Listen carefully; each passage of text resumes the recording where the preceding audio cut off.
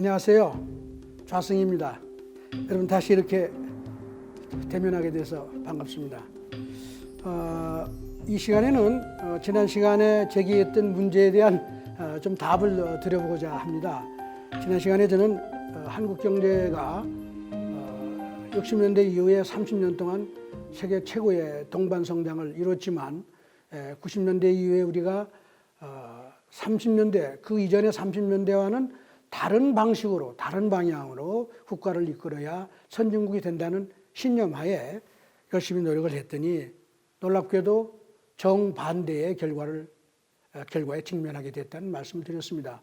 다시 말씀드리면 0%에 가까운 저성장과 소득의 분배가 악화되는 양극화 현상에 직면해서 지금 답을 찾지 못하고 있다.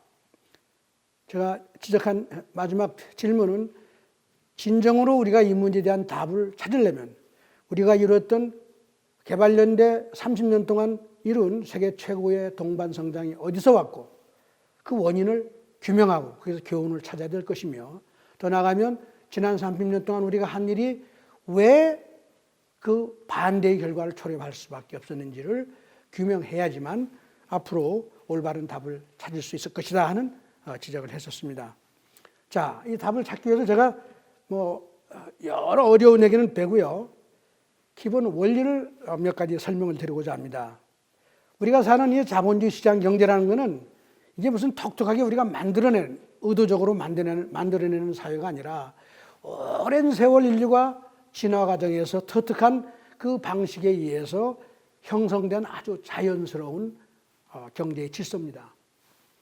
사회주의라고 하는 것은 이런 자본주의가 예컨대 불평등을 만들어낸다, 격차를 만들어낸다, 경쟁을 초래한다 하는 이런 여러 가지 이유로 이런 걸 다 없애고 좀 우리가 편안하게 좀 가만 앉아 있어도 누가 먹여주는 일 안 해도 먹고 살 수 있는 평등한 사회 이런 거 만들 수 없을까? 그래서 의도적으로 인위적으로 만든 경제 질서라고 한다면 우리가 채택하고는 자본주의 경제라는 것은 아주 자연스럽게 우리의 보편적인 인성과 본능에 따라 가지고 수만 년에 걸쳐서 형성된 삶의 질서다 하는 것을 여러분이 염두에 두셔야 된다. 그런데 이 자본주의 경제가 변화하고 발전하는 이 원리의 핵심은 뭐냐? 저는 이걸 간단하게 다음과 같은 문구로 표현을 합니다. 자본주의 경제 질서에서는 흥하는 이웃이 있어야 나도 흥할 수 있다는 게 가장 기본적인 철칙입니다.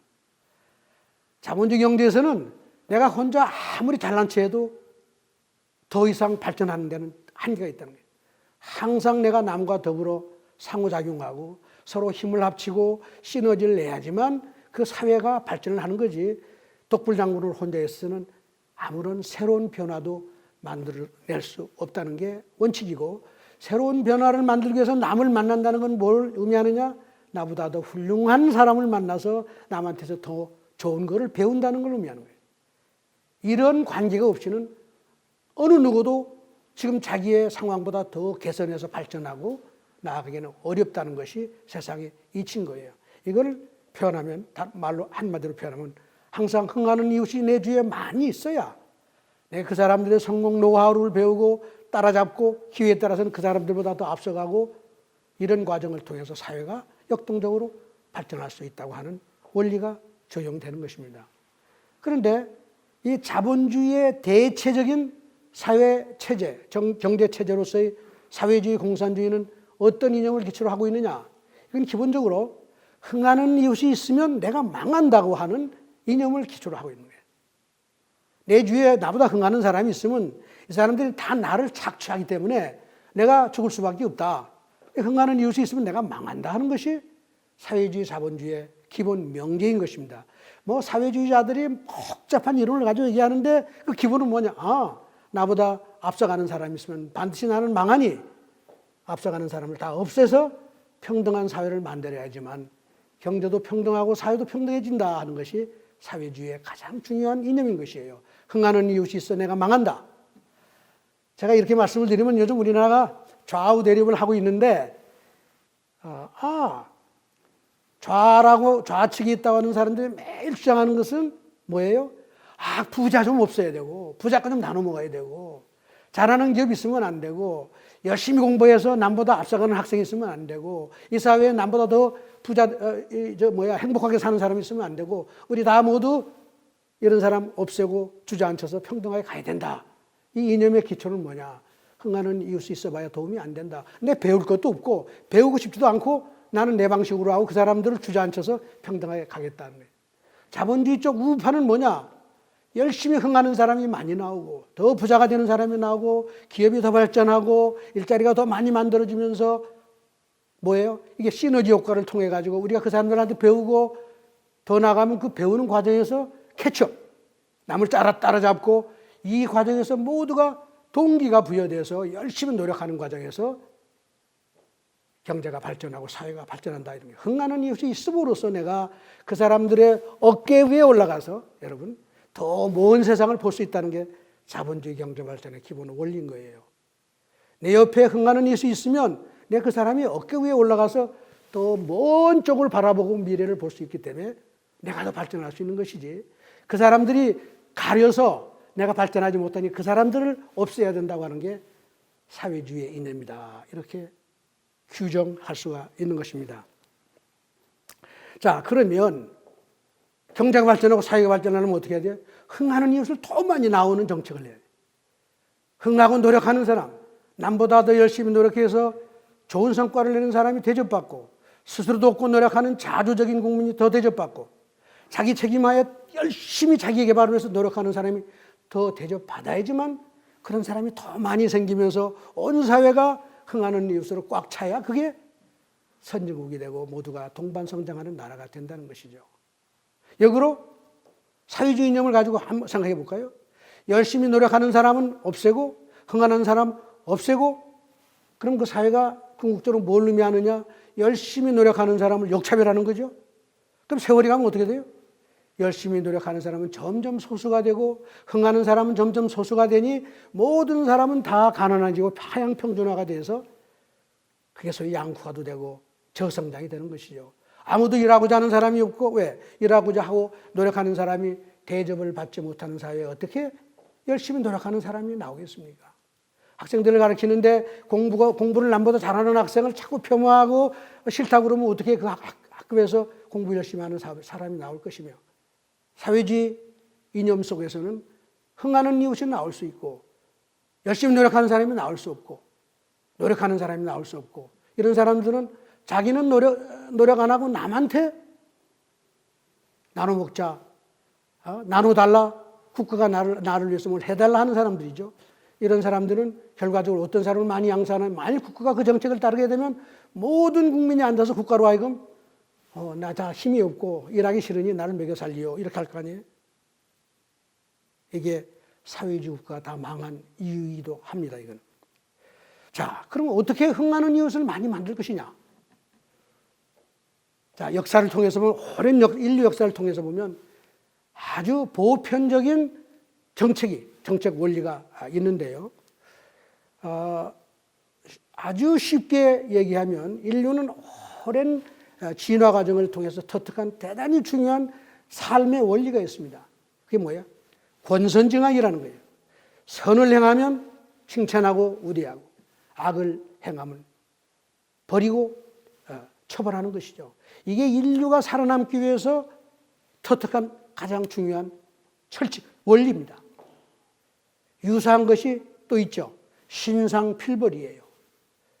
열심히 노력하면 상을 주고 게으르고 실패하고 노력하지 않으면 벌을 주는 것이 신상필벌이죠. 이 신상필벌은 여러분 아시겠지만 2000년도 더 되는 옛날에 중국의 진나라가 개국을 할 때 그 기본 이념이 신상필벌이었던 것이죠. 스스로도 없고 노력하는 사람 칭찬하고 대접하고 그렇지 않은 사람은 벌하겠다 하는 것입니다. 그런데 이 원리가 서양에도 마찬가지로 있어요. 서양에는 여러분 성경, 저는 뭐 기독교인이 아닙니다. 뭐 성경을 공부할 기회도 별로 없었지만 그저 필요에 의해서 이제 몇 개를 살펴보고 이제 그런 적이 있는데 마태복음 25장이죠. 거기 가면 그 달란트라에 대한 얘기 있어요.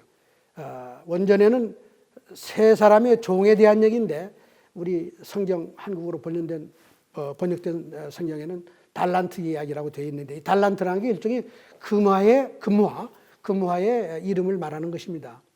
여기서 메시지가 뭐냐? 하느님은 항상 스스로 돕는 자를 돕지 스스로 돕지 않는 사람은 버린다는 것이에요. 이게 제가 조금 지루할지도 모르지만 제가 얘기를 좀 내용을 좀 설명하는 게 재밌을 것 같아요. 하늘나라의 얘기입니다. 하늘나라의 하느님, 주인이시죠. 주인이 멀리 출장을 가면서 하인 세 사람을 불러놓고 다음과 같은 지시를 내렸어요. 한 하인한테는 금화를 5개를 주면서 5개를 주고 그 다음에 이제 두 번째 하인한테는 금화를 2개를 주고 그 다음에 맨 마지막에 하인한테는 금화를 하나 줬죠. 5개, 2개, 하나 이렇게 나눠주고서 무슨 말을 했느냐. 내가 멀리 장기 여행을 갔다 올 터이니 이 돈을 잘 관리하고 있거라 이렇게 주고 갔어요.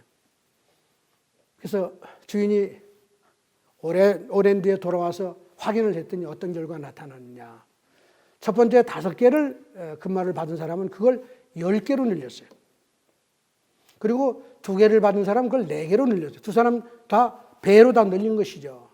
그러면서 주인한테 하는 얘기가 제가 열심히 노력해서 이것을 이 돈을 말하자면 요새 말 투자를 해서 이익도 내고 이렇게 해서 배로 불렸습니다. 이렇게 했단 말이에요. 그 셋째 하인은 와서 금화 한 입을 가지고 온 거죠. 달란트 하나를 들고 와서 주인님 저는 이 돈을 받을 때 이 돈을 땅에 묻어서 아무도 훔쳐가지 못하게 잘 관리해서 지금 하나를 가져다 드립니다. 그리고 하나를 들고 왔단 말이에요.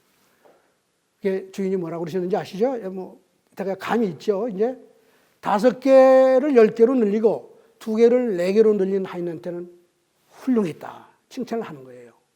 정말 노력을 했고 훌륭했다. 그리고 맨 마지막에 1달란트를 그냥 들고 온 하인한테는 야단을 칩니다.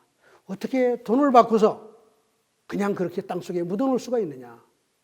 돈을 받았으면 이자도 내야 되고 그걸 불려서 흥하게 만들어야지 어떻게 너는 그것밖에 못하느냐 이러면서 그 주인이 한 말이 뭐예요?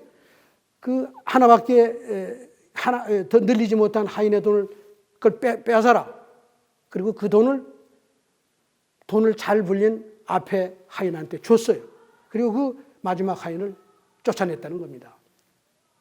여러분 이게 너무 놀랍지 않아요? 하느님은 항상 스스로 돕는 자를 돕는다는 것이죠. 이게 뭘 의미하느냐? 세상은 말이에요. 항상 열심히 노력하는 사람을 대접하고 그렇지 않은 사람은 벌을 하겠다고 함으로써 어떤 결과를 가져오느냐?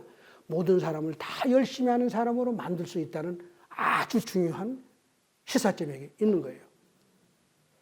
하느님은 스스로 돕는 자를 앞세움으로써 다른 모두를 동기부여를 해서 다 열심히 노력하는 사람을 만들 수 있다는 거예요. 만일 이걸 거꾸로 한다면 어떤 결과가 오느냐? 아까 제가 8개 달란트를 제가 가지고 나눠준 게 5, 2, 하나로 나눠졌는데 그 결과를 합치면 어떻게 돼요? 이제 15개가 됐잖아요. 5개 받은 사람이 10개, 2개 받은 사람이 4개를 만들었고 맨 마지막에 하인이 하나 또 풀리질 못했으니 15개의 달란트가 만들어졌는데 만일 하느님이 이때 그래 다 수고했다. 다 수고했다. 근데 5개를 10개로 만든 하인, 2개를 4개로 만든 하인한테 야 너희들은 뭐 그렇게 열심히 돈을 벌고 혼자 잘 살라고 했냐? 자 그러지 말고 15개 달란트를 공평하게 나눠서 세 사람한테 5개씩 나눠서 하느님이 주면서 하인들한테 다 열심히 그냥 행복하게 살거라 이렇게 했다고 한번 가정을 해보십시다. 어떤 결과가 왔을 거예요? 여러분 결과는 뻔하지 않아요? 이게 바로 동양의 신성 필벌과 똑같은 이치예요. 열심히 노력하는 사람한테 더 대접을 해라. 이거를 서양에서는 다른 말로 뭐라고 하느냐? 정의의 율법이래요. 정의의 율법. 이건 정의라는 거예요.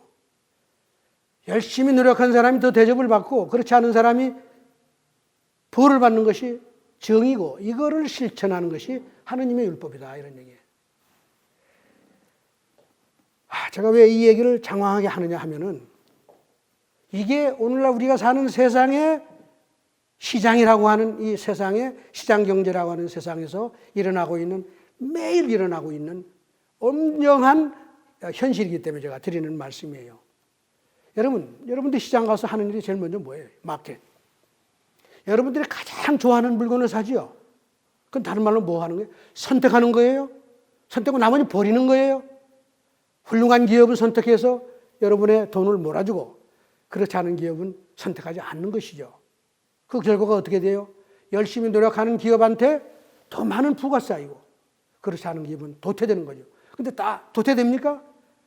그 도태될 위험에 있는 기업이 분발하면 그게 더 큰 기업이 될 수도 있는 것이죠. 그러니까 여러분들이 다 시장에서 하는 게 뭐냐? 하느님의 역할을 한다 이거예요. 선택하는데 성과, 그러니까 제품의 상품의 질과 값을 다 따져가지고 훌륭한 기업의 제품만을 선택하는 게 소비자이기 때문에, 소비자는 한마디로 말하면 하느님과 똑같다 이런 얘기예요.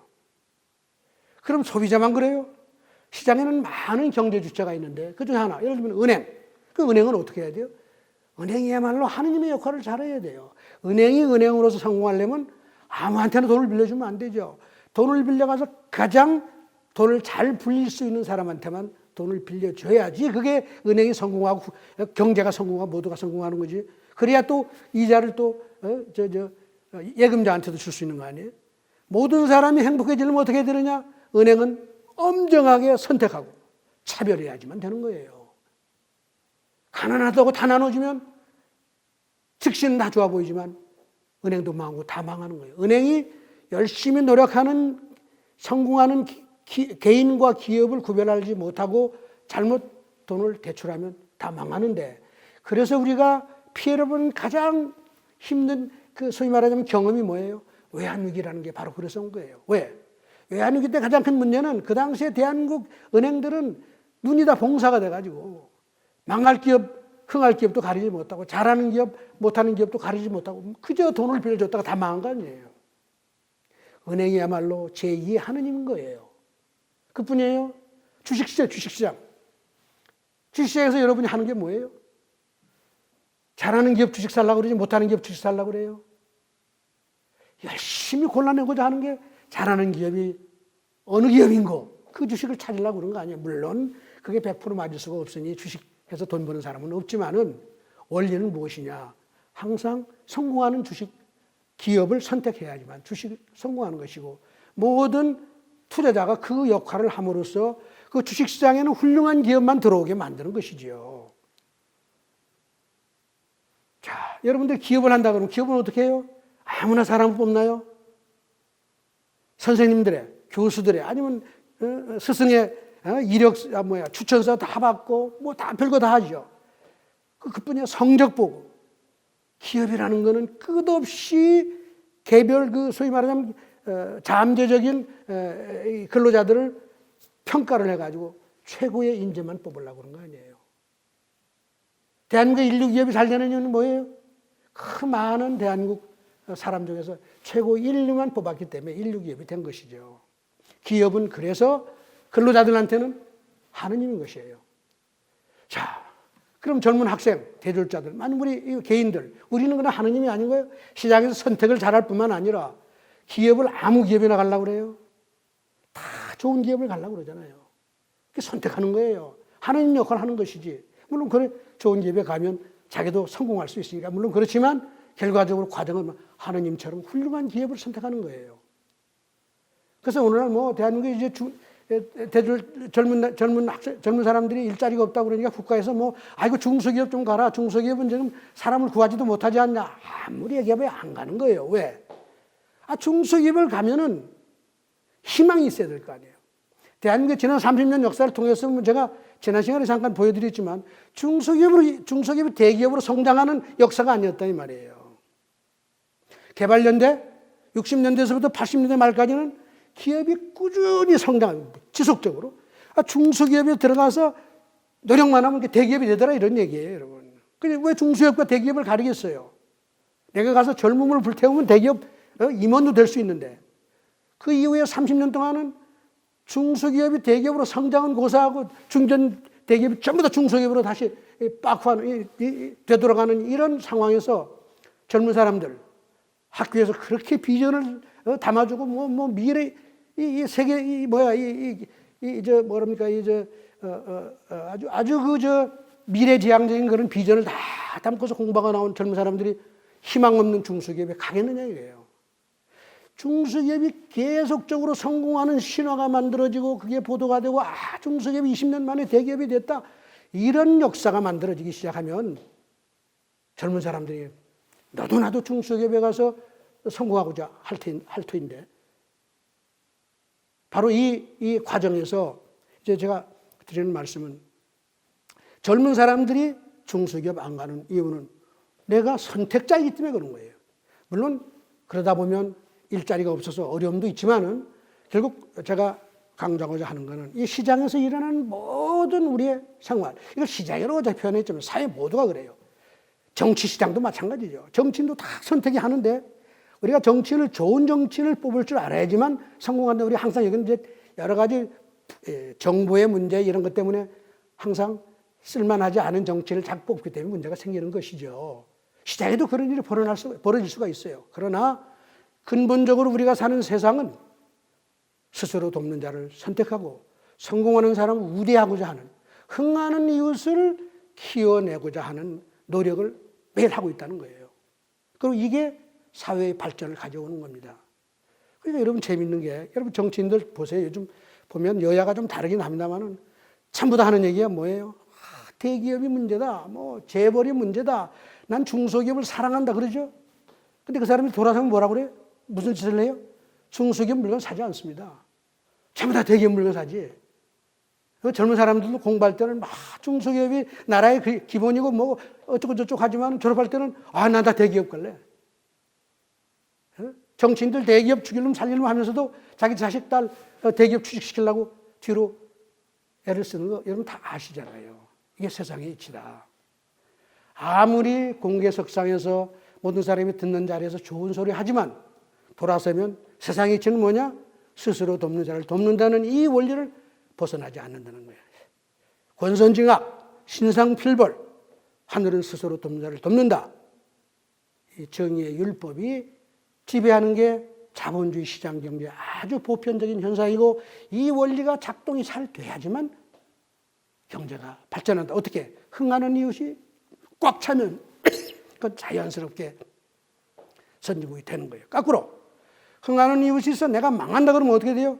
모든 이 원리에 반대로 하면 그 나라 경제 안에는 흥하는 이웃이 하나도 없고 부를 축적하는 사람이 만들어내는 사람이 하나도 없고 전부 다 먹고 사는 거 도와달라고 요구하는 사람만 채워지면 전부 다 거지가 돼서 여러분 사회주의 국가가 망했을 때 다 보셨잖아요. 지금 북한이 부딪히고 있는 문제가 바로 여기에 있다. 북한이라는 사회는 저 몇 사람 위에 몇 사람 빼놓고는 흥하는 것이 하나도 생길 수 없는 사회 경제 체제를 유지하고 있기 때문에 그 사회가 저 모양 저 꼴이다 하는 것입니다. 자, 제가 너무 공자님 말씀 같은 얘기로 경제학자가 얘기를 했습니다만은 이게 사실은 경제의 기본 원리입니다. 그래서 시장이라는 건 끝없이 경제 주체들을 차별을 하는 거죠. 뭐에 따라서? 그 사람들의 노력과 성과에 따라서. 성과가 없는 기업은, 성과가 없는 개인은 시장에서 대접을 받을 수가 없어요. 그렇기 때문에 성과를 내기 위해서 너도 나도 노력해야 되고, 그렇기 때문에 여기서 경쟁이 생길 수밖에 없고, 그 경쟁을 받아들이지 않는 사회는, 받아들이지 못하겠다고 하는 사회는 반드시 망하게 되어 있는 것이에요. 이거를 이 젊은 학생들한테 경쟁이 힘들지 좋은 소리를 많이 떠드는데 돌아서면 그 사람들도 다 좋은 데 가려고 다 경쟁하면서 나서서 학생들한테, 젊은 사람들한테 그런 얘기하면 그건 거짓말, 사기치는 거죠.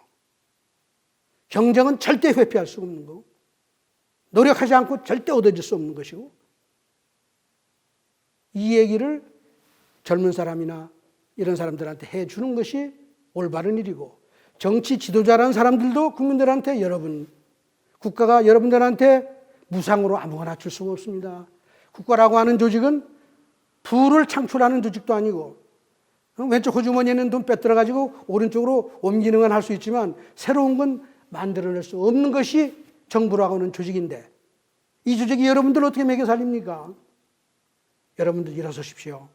그러나 정부가 도울 수 있는 건 돕겠지만 여러분들의 노력, 경쟁, 이걸 통한 성과, 이 창출이 없이는 이 사회도 안 되고 발전도 안 되고 어렵다는 사실을 끝없이 국민들한테 얘기를 해야 돼요. 이걸 까꾸로 얘기하는 사람은 가만 앉아 있어도 제가 도와드리고 가만 앉아 있어서 다 만들어드리고 하는 사람은 제가 분명 얘기하지만 확실한 사기꾼이다. 이 세상에 이치하고 반대로 얘기하는 것이고 자신이 개별적으로 개인 삶에서 개인적인 프라이빗 라이프에서 하는 일과 정반대로 얘기하는 이중적인 발언을 하는 사람입니다. 이게. 자, 그러면 이 정도 얘기했으면 이제 그러면 개발연대 박정희 대통령 시절에 우리가 성공한 이유가 뭔지 이제 금방 감이 오시죠. 박정희 대통령이란 분은 한마디로 얘기하면 신상필벌과 권선징악과 하늘은 스스로 돕는 자를 돕는다는 이치의 화신이었어요. 그분이 예를 들면 서울대학 졸업식에 가서 꽤 연설하고 맨 끝에 학생들한테 하늘은 스스로 돕는 자를 돕는다는 말을 절대 잊지 마세요. 그 1964년에 서울대학 졸업식에서 한 얘기. 70년대 새마을 운동하면서 이분이 전 농촌을 데려다니면서 막걸리 마시고 논에서 벼 베고 모내기 할 때 하는 얘기가 열심히 노력하세요. 스스로 돕는 자를 돕습니다. 정부는 그 일을 계속 열심히 하겠습니다. 다른 얘기 없어요. 심지어는 원호 대상자분들을 모아놓고 여러분 국가를 위해서 희생하고 노력했지만 국가가 여러분을 다 먹여 살릴 수 없고 정부가 지원을 해도 여러분들이 그걸 가지고 새로운 부가가치를 만들어내고 여러분의 삶을 개선하지 않으면 우리가 100년 지원해봐도 도움이 되겠습니까? 여러분들 일어서십시오.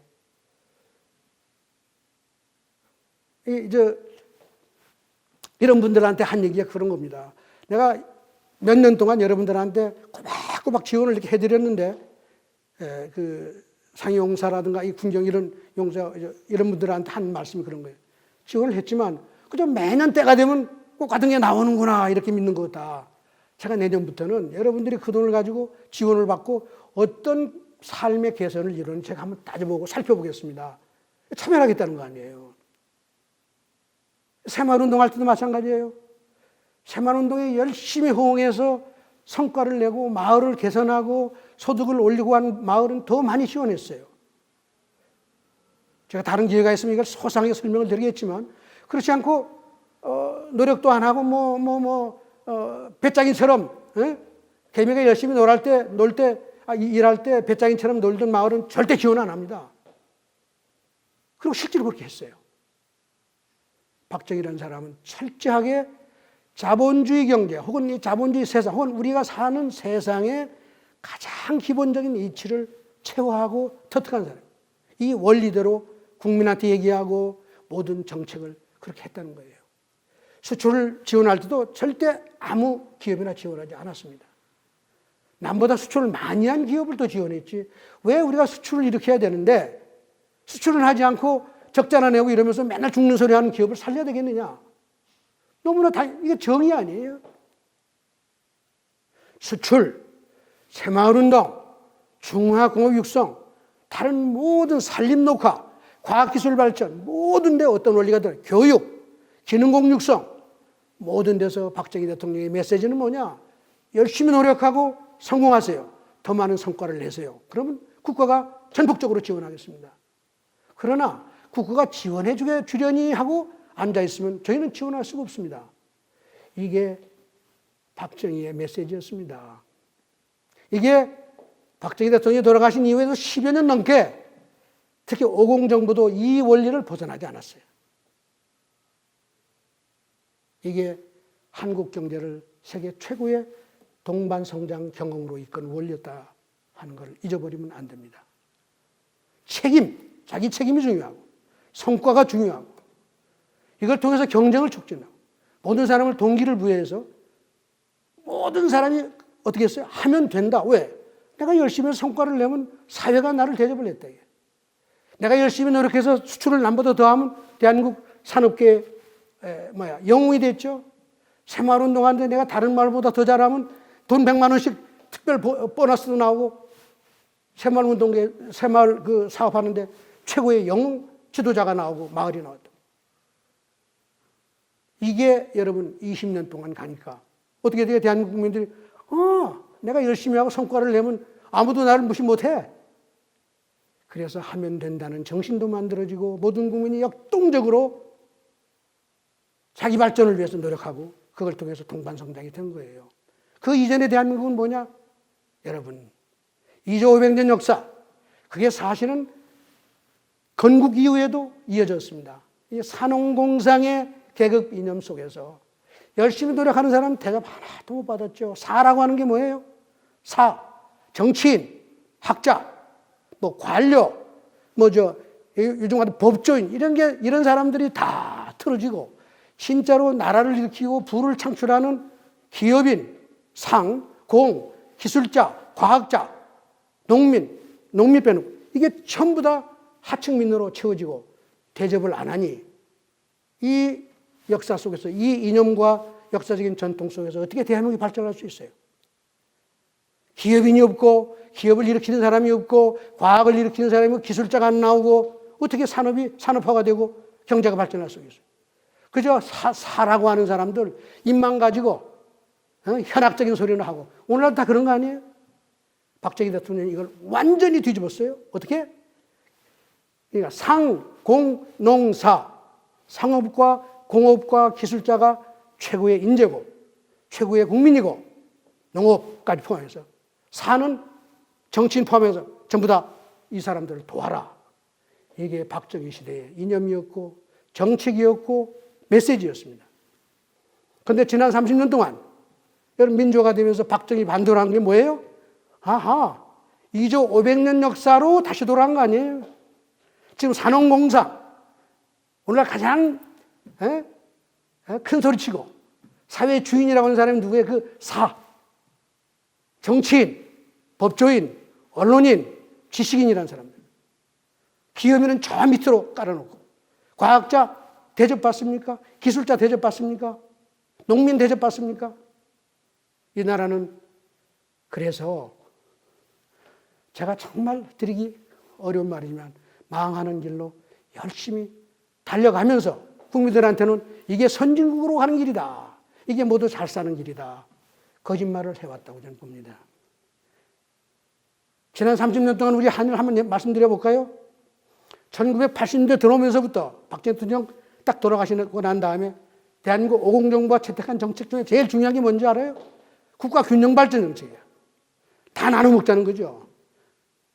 지방과 서울과 경기도와 다 나눠 먹자. 왜? 잘하는 지역이 먼저 가면 이거 불균형 아니냐. 이게 박정희 책임이다, 이게. 그리고 기업 정책, 대기업 다 규제하자. 왜? 박정희가 열심히 노력해서 잘하는 기업 대접했더니 이게 갑자기 중소기업에서 대기업이 그냥 삼성, LG 쭉 이렇게 해서 대한민국이 잘 발전하니까, 발전하는 건 좋은데, 그리고 대열을 끼지 못했다고 생각하는 사람들은 싫을 거 아니에요. 이런 분위기를 반영해서 대기업은 다 규제하자. 중소기업 일으키자. 중소기업을 일으키는데 어떻게 일으켜요? 개발연대 박정희 대통령 시절은 어떻게 했어요? 잘하는 중소기업이 대접을 받았는데, 요즘은 잘하는 중소기업 대접 못 받아요. 왜? 꼭 같이 대접하니까. 정부가 지원하는 방식이 뭔지 아세요? 한 기업당 꼭 같이 잘하나 못하나. 여러분, 이건 아까 달란트를 성경에 있는 게 정반대 아니에요. 잘하나 못하나 끝까지 나눠주는 거예요. 하들은 스스로 돕지 않는 자를 돕는 나라인데 어떻게 흥하는 이웃이 나와요? 대기업 계속 규제하는데, 투자하지 못하게 하는데 어떻게 국내 투자가 늘어나요? 노조는 끝없이 자본주의 사회의 원리에 반하는 일을 하는 게 노조입니다. 노조라는 것은 그 이념이 기초가 뭔지 아세요? 흥하는 이웃이 있어 내가 망한다는 이념, 사회주의 이념을 기초로 하는 거예요. 칼 막스라는 사람이 기업이라는 것은 모순이다. 왜? 저 속에서 자본과 노동이 대립을 끝없이 하고, 저 기업이 잘 되면 결국 불평등, 경제적으로 불평등한 사회를 만들어내니 저 기업을 없애야 된다 이거예요. 그래서 노조라는 것이 뭐야? 자본과 싸우기 위한 하나의 대립 세력으로서 노조를 얘기했고 노동자의 혁명이 사회주의 공산주의로 가는 길이다 그런 거 아니에요? 그때 제가 말씀드렸죠. 자본주의 우리의 삶의 현장은 흥하는 이웃이 있어야 내가 흥하는 것이에요. 자본과 노동이 대립해서 흥하는 기업은 지구상에 하나도 없어요. 세계 인류 기업은 반드시 노사관계가 제대로 정립이 돼야지 되는 것이지 한국과 같이 끝없이 상호간의 대립과 투쟁을 통해서 제대로 된 기업이 유지될 수가 없습니다. 이게 지난 30년 동안 노조는 무소불위의 조직이 됐어요. 아무도 노조의 활동을 견제할 수가 없는 조직이 됐단 말이에요. 사회주의 이념이 퍼질 수밖에 없죠. 흥하는 이웃이 누구의 노조한테는 바로 저 누구의 무슨 기업의 총수고 다 그렇게 보는 거죠. 사실은 자본주의식 이념으로 보면 다 그 사람과 더불어서 살아서 다 잘 먹고 사는데 이쪽 이념으로 보면 그건 청산의 대상이죠. 흥하는 이웃이 없어야 내가 다 할 수 있다. 그 흥하는 이웃이 없으면 기업은 존재하지 못하는 거죠. 다 자신의 묘혈을 파고 있는 것입니다. 노조 문제. 그래서 이건 제 말씀이 아니에요. 80년대 지나서 90년대 이후에 대한민국의 노조를 전 세계 경제학계는 지구상에서 가장 전투적인 노조다. 이렇게 표현을 하고 있지요. 자, 제가 간단하게 더 나가면요. 평준화 교육이란 게 뭐예요? 그 이후에. 지난 민주화 시대의 평준화 교육이 뭡니까? 우리 전교조 선생님들 좀 들으셔야 되는데. 공부 잘하나 못하나 다 성적 다 같이 주는 게 평준화 교육 아니에요? 학생들을 잘 키우시려면, 훌륭한 학생을 만들려면 열심히 회초리 들고 공부하게 하고 숙제 많이 주고 시험 볼 때는 어려운 문제 많이 내서 잘하는 학생이 두각이 나타나야지 좋은 학교 갈 거 아니에요. 물론 그래야지 못하는 학생도 나도 잘하는 학생이 되겠다고 격려해서 끌어올려야 되겠죠. 물론. 그런데 평준화 교육이라는 건 모든 학생 다 행복하게 하고 다 훌륭한 학생 만들겠다. 그 방법은 두 가지가 있죠. 한 가지는 뭐예요? 공부 열심히 시켜서 그래도 다 동반해서 같아지지는 않지만 다 좋은 대학을 갈 수 있게 만드는 거고. 다른 한 가지 방법은 공부를 하나도 안 시키고 시험 낼 때 삼척 동자에도 다 풀 수 있는 쉬운 문제를 내면 다 100점 받을 거 아니에요. 그 성적을 다 수를 주면 다 행복하죠. 그러나 학생은 다 망하는 거예요. 오늘날 대한민국 평준화 교육이 이런 거 아닌가요? 공부는 안 시키고 쉬운 문제 내서 다 수밖에 하고 다 기분 좋게 해주면 집에 가면 부모님들은 다 알잖아요. 이게 공부 안 하고 수 받는 거 알잖아요. 그럼 어디 가요? 그러니 부모들이 너도 학원을 찾아가는 게 그 얼마나 답답해서 찾아가겠어요.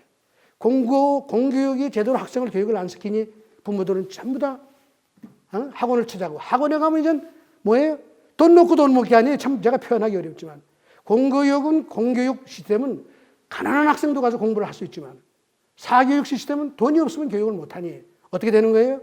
이 교육 시스템에서는 돈 있는 학생만 학원을 가서 공부해서 서울대학 아니면 좋은 학교를 가고 가난한 학생은 아무리 열심히 공부해봐야 자기의 능력과 실력을 발휘해서 두각을 나타낼 수 있는 길을 다 차단하고 있는 게 지금 대한민국의 교육제도인 거예요. 예를 들면 저 같은 사람은 저 시골 촌에서 말이에요. 국민학교 몇 사람 되지도 않아서 나와서 세월이 흘러 이렇게 왔지만은 개천에서 용이 날 수 없도록 만드는 게 평준화 교육이라는 사실을 모르고 알면서도 아마 지금 평준화 교육이 개천에서 용을 만드는 길인다 이따위 허황된 소리를 하는 그런 대통령도 있었습니다. 사실은. 자, 그뿐이에요. 지역균형 발전 보세요. 서울과 경기도에 있는 자원을 전부 다 지방으로 좀 분산해서 하자. 이것도 다 그런 거 아니에요. 지난 30년 동안 대한민국에 들어온 정책을 잘 보시면 흥하는 이웃은 나올 수가 없어요. 흥하는 이웃이 없어야 내가 흥한다는 이념 속에 각계 더불어 격차 없애고 차별 없어서 가야 된다. 차별은 하면 안 되죠. 물론 그러나 잘하는 사람과 못하는 사람을 구별하는 것은 너무나 해야 될 것이고 그게 사회 정의죠. 근데 그래서 반대로 하는 게 정의다 이렇게 하는 거예요. 열심히 노력하지 않고 실패하는 사람을 우대하는 것이 사회정의다. 실패하는 사람을 대접하고 실패하는 사람을 일어서게 도와주는 건 필요한 일이지만 그런 사람을 대접하겠다고 그러면 사회는 전부 다 실패하는 사람으로 가득 차지요. 이게 오늘날 대한민국의 현실이다. 저는 요즘 많은 요즘 사회적으로 뭐 데모도 하고 막 그러는데 이 사람들이 떠든 얘기를 잘 보면요. 모든 일을 정부가 다 해달라는 거예요. 나는 실패했다. 실패한 거는 내 탓이 아니라 흥하는 놈 때문이다. 이 저놈들 좀 없애주고 내 좀 먹여 살려라. 이거 아니에요? 이건 사회주의 하자는 얘기가 다를 게 뭐 없다 이 말이에요. 이념적으로. 흥하는 이웃이 있어 내가 망한다는 소리를 지난 30년 동안 끝없이 정치인들이 증폭시키고 국민들한테 여러분 흥하는 이웃이 있으면 여러분 망하는 거예요. 제가 다 없애드릴게. 지금 그러고 있는 거 아닌가요? 잘 들어보세요. 자, 저는 이제 여러분들이 왜 우리가 지금 오늘날 2%대의 저성장과 양극화에 직면했는지 그 이유를 알리라고 생각합니다. 그리고 왜 그럼 우리가 개발연대 박정희 대통령이 뭐 정치적으로 문제가 있다 뭐다 욕을 먹지만 그분이 20년 동안 이끌어온 대한민국의 역사가 뭐였는지 여러분 이제 구별할 수 있으라고 봅니다. 열심히 노력하고 남보다 앞서고자 애를 쓰는 사람이 대접을 받아야 되고 흥하는 이웃이 나올 수 있도록 사회가 독려하고 북돋아야 되고 이 과정이 다시 재현되지 않으면 이런 정책이 다시 등장하고 실현되지 않으면 대한민국 경제 역동성을 살려내기는 전 가능성이 전혀 없다고 봅니다. 꽃 같은 논리에 따라서 전 세계가 지금 어떤 방향으로 가고 있느냐. 전 세계의 인류가 어떻게 바뀌었느냐. 노력은 안 하고 희생은 안 하고 내가 성공할 수 있다는 생각을 가진 아주 특이한 인간으로 다 바뀌고 있어요. 이념적으로. 지난 60년 동안 사회주의 이념이 자본주의에 들어오면서 사회민주주의, 수정자본주의가 되면서 모든 정치 지도자들이 하는 소리가 뭐냐. 열심히 노력 안 해도 다 살 수 있습니다 하는 얘기를 끝없이 지난 60년 동안 하니까 전 세계 인류가 좀 더 사람들이 다 진화 과정을 통해서 다 바뀌는 거예요. 이념적으로. 열심히 안 해도 다 먹여 살리는구만. 노력 안 해도 되는구만. 이게 전 세계가 지금 저성장 양극화에 부딪힌 원인입니다. 한국과 똑같아요. 이거를 막아내려면 어떻게 되느냐. 박정희의 이념, 신상필벌, 하늘은 스스로 돕는 자를 돕는다는 이 이치, 자연스러운 우리의 삶의 이치가 실현되고 그게 정책적으로 구현돼서 모든 사람이 동기가 부여돼서 열심히 노력하는 자주 하는 사람으로 바뀌지 않으면 인류 전체에 제약이 올 수가 있고 우리는 우리대로 큰 어려움에 봉착할 것이다 하는 말씀을 드리지 않을 수가 없습니다. 여러분 경청해 주셔서 감사합니다. 좋은 말씀 못 들어서 죄송합니다. 밝은 얘기 못 들어서 죄송합니다.